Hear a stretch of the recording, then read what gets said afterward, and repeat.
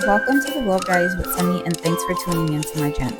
I'm going to talk about my choice to get plastic surgery done in Colombia as someone who is on a visa and living here at the moment. And I decided that it would have been a fumble to not do it if I'm unhappy with something.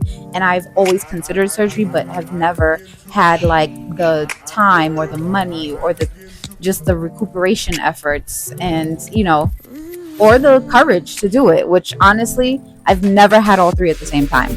But I can say ever since I have moved to Cartagena, I care a lot less about what people think about me and more so about how I feel in my skin and how it's changing me. Once I started seriously considering surgery, I got a recommendation from my sister-in-law, who is a Colombian that lives here. She recommended Dr. Perez to me.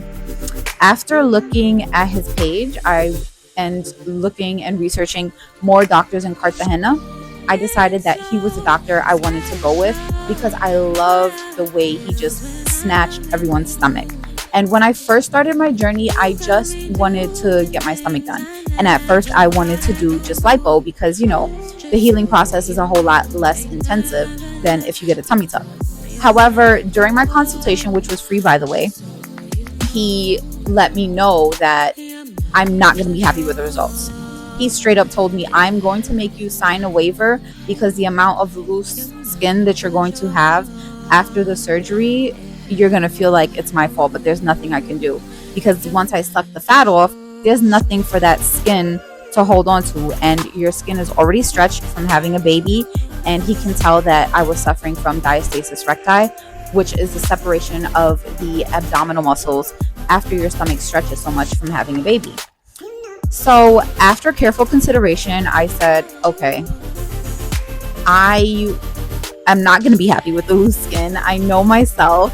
So I'm just going to go ahead and do the tummy tuck. Once I decided to do the tummy tuck, I was like, all right, well, might as well just transfer some fat and round out my booty while I'm at it. So that's how I ended up deciding to do my surgery here. And I also knew that post-op recovery would be super affordable and very easy for me to do here because I have a very light workload while I'm here right now. So I get to just focus on myself, focus on recuperation, and just worry about all the things that I need to do to be the best version of myself. So whether I do end up living here in Cartagena for a longer period of time or I end up moving back, at least I will come out of it with my body permanently done. Hopefully I can stick to a workout routine and stick to a more consistent diet. But yeah, that's how I ended up here making my decision. Later on in the video, I'll show you my consultation. We went to the doctor's office for an in-person consultation, which was also free. And we were a bit late, so I caught him before going right into surgery. And then we went up to his office and he explained all of my questions that I had. And my doctor doesn't speak English, but he understands it. And living here in Colombia, that's just something I've become comfortable with. Colombians are extremely patient with me and my Spanglish and my use of the translator. And most of the times, it works out really well. They don't make fun of my Spanish. They correct me when they see me making the same mistake. I'm trying to actually learn the language. I practice every single day.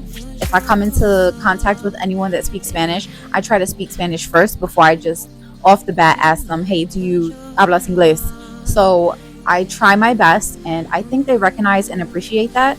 So communication here has not been intimidating for me. Okay, so we left and we're going to our day one consult. This is the first time I'm meeting the surgeon, and I was super nervous this morning. Hola.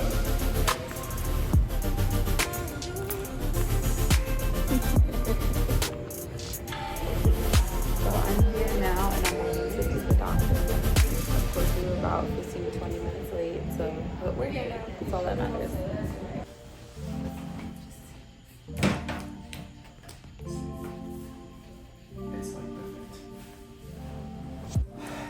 Ideal es hacer la abdominoplastia porque tienes mucha flacidez. Pregúntame en inglés, pero yo voy extendiendo. ¿No? If I want to have a baby in a year or two. No problem. Even with No abdominoplasty? problema.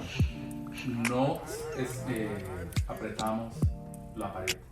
En la abdominoplastia reconstruimos los músculos. Yo los puedo apretar o apretar. Okay. Lo que hago es una reconstrucción suave para que tú quedes planita, en cintura y en 2-3 años puedas tener bebé y no tengas problemas cuando estés gestando. ¿Ya? No vas a quedar que el baby no puede crecer porque está apretado. No. But the skin, Y te quitamos. I have enough skin. Okay. Sí, te quitamos todo esto. Ya, para que luzca un cuerpo bonito. Okay, el otro problema. Como lo otro. Folic acid o no? Ácido fólico. Oh, okay. Para absorción. Siempre viene en la misma tableta. Okay. Por la cadera. Ya, cierro. Aquí hay un punto. Y por aquí lleno todo. And also, when I went into my in-person consultation, he had a lot more pictures to show me of healed belly buttons and healed scars and how everyone is looking post-op and stuff. That's not on his page.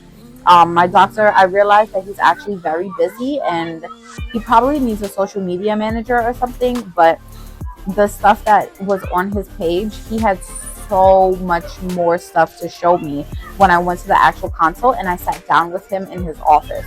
So that made me really comfortable, and I'm just hoping for the best.